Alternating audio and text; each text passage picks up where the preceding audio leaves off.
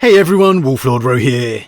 Today we're talking the return of Leviathan and how it may affect the galaxy at large. No need for a spoiler warning today, but just keep in mind we will be referencing events from across the Warhammer 40k universe. And so with that said, let's just jump straight in. Now, over the past couple of years we've had a few discussions regarding the future of the Tyranids. How at the time it felt like they needed a bit of a return to prominence, so to speak, to regain that sheer dread and threat of the mantle of the Great Devourer. I even remember us having a specific conversation about how a Hive fleet should come from the west of the galaxy to really just shake things up on the previously untouched area. And now I'll admit I was hugely surprised when it was Leviathan that emerged once again, promising the prospect of a truly vast Tyranid force approaching. I was ecstatic to see it was indeed arriving from the west, adding an element to the setting that really hadn't been done before. It felt fresh, it felt new. Something different from just a new Hive fleet entirely.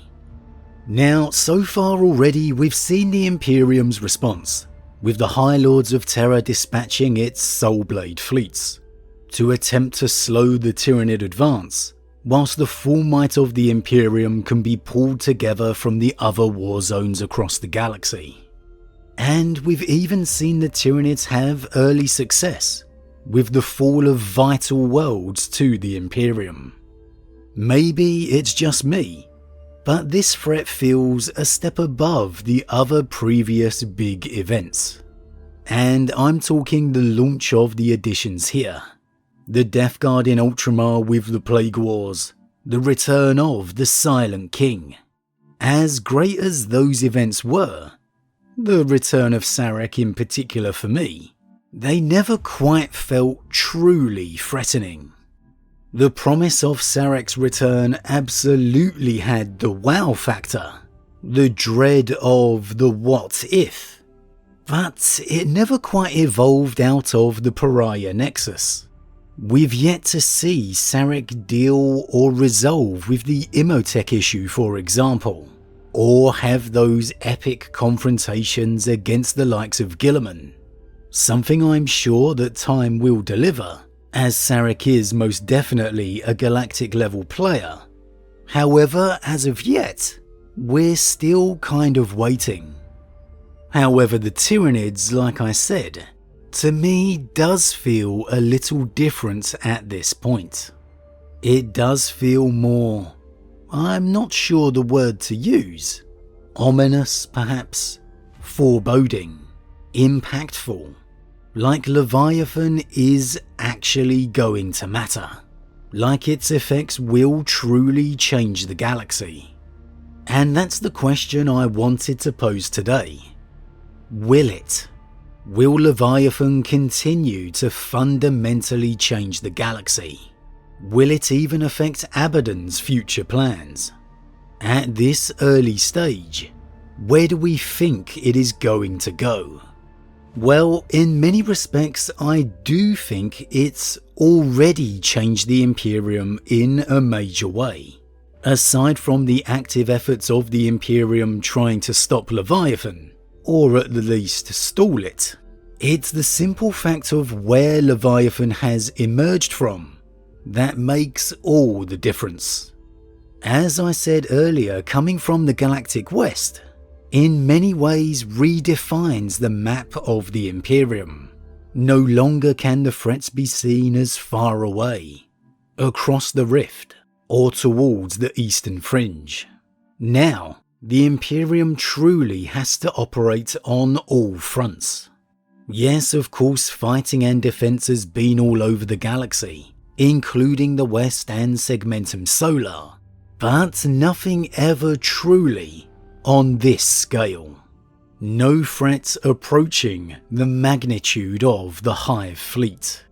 I haven't got the latest Tyranid Codex yet, but I really hope there's an old school map in there somewhere, where you get the arrows and tendrils of the different Hive fleets showing their approaches across the galaxy, because nothing would really highlight the threat of this new emergence so clearly.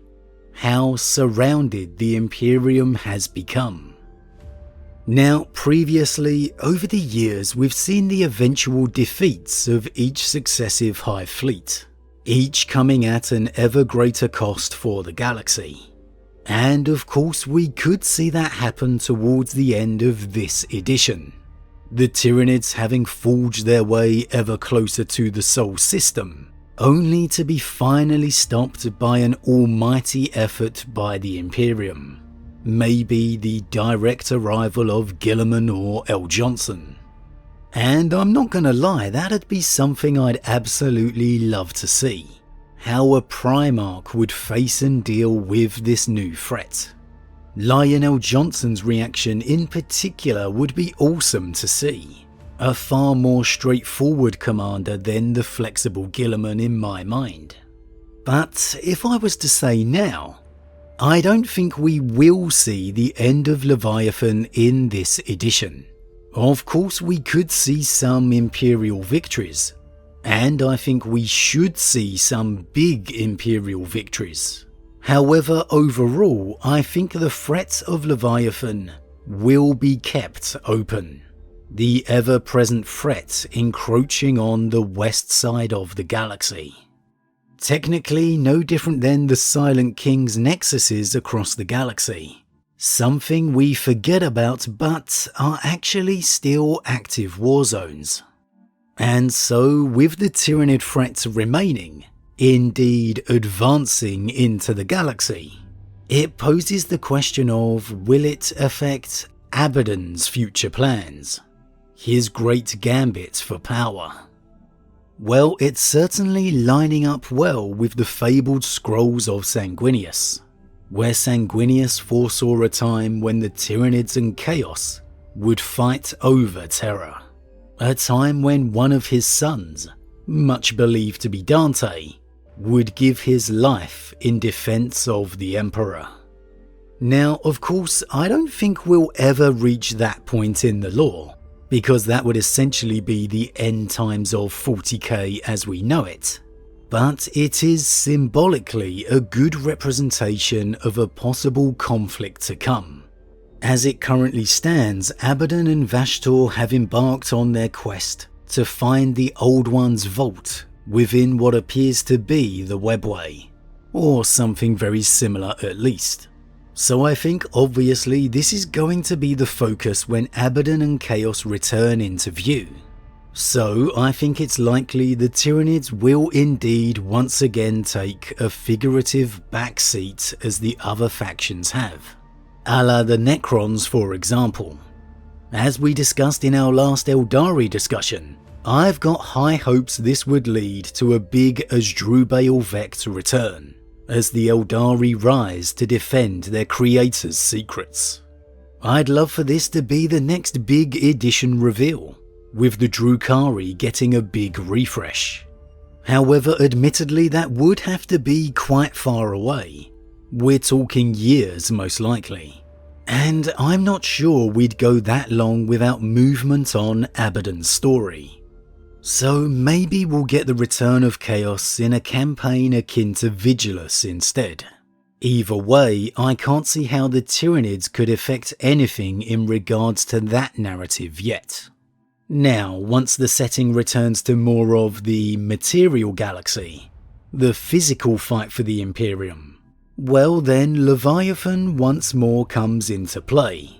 There's of course the possibility for the Tyranid Chaos confrontation with every advance the two sides make towards the Sol system. And hey, like I said, I haven't read the latest Tyranid Codex yet. There may even be a reference to it in there somewhere. However, Abaddon'S made it clear he wasn't attempting to go straight for Terra just yet. Indeed, he named himself the War Master of Imperium Nihilus. Chaos have taken far more a stranglehold of the Dark Imperium, than they have managed within Sanctus. The gods and Primarchs have made their place for territory, again mostly across the Rift. Now we have the Lion back, and the seeds having been laid for Guilliman's invasion across the Rift for several books as well. The inevitable reunion between the brothers also appears to be on the way. For me, it all feels like the narrative is poised to move away from the Tyranids and the Galactic West at some point soon, which makes sense why it's the High Lords of Terror having to deal with them thus far. There's simply too much story to be told elsewhere. So I can't see the Tyranids affecting Abaddon's story either, for now. So while I think the Tyranids will move into the shadow of the background at some point throughout this edition, keenly, again, I do not think we'll see this Hive Fleet stopped. I think this is a threat that is continuously going to be in the background of everything, mentioned in narratives from one side of the galaxy to the other, heightening that danger for the Imperium. The continuous concern Guilliman knows he'll have to get back to face at some point, all before it's too late. Then, given how successful Abaddon's plans turn out, or how many campaign installments we get of the Soulblade fleet's efforts against Leviathan, we could begin to see the ties and hints to the prophecies of Sanguinius, as the advances and interests of Chaos and the Tyranids begin to conflict against each other. So, Leviathan may well fade into the shadows as we go, and for me it seems most likely. But the threat they represent is absolutely going nowhere. And if anything, in time, could truly prove to be the real threat facing the galaxy, and indeed, facing Abaddon. But as always everyone, what do you think? At this early stage in the edition, where do you think the future of Leviathan is going to go? Like me, do you feel it's inevitable it's going to fade into the background at some point, with so many story and narrative avenues set up elsewhere across the galaxy? Or do you think Leviathan will continue to dominate the scene? Could you see the threat remaining in the background whilst the other stories are told? Or do you actually think Leviathan will be stopped? And finally, could you ever see the Tyranids becoming a big factor in Abaddon's future advances? Are we slowly walking towards the prophecies of Sanguinius? As always everyone, leave your thoughts in the comments below. Huge thank you to all my subscribers, your support truly means a lot to me, it really does. If you're new, please consider subscribing to help the channel grow. And if you enjoyed this particular vid, then why not drop a like on it too. But with that said, I am off, and I'll see you all again real soon.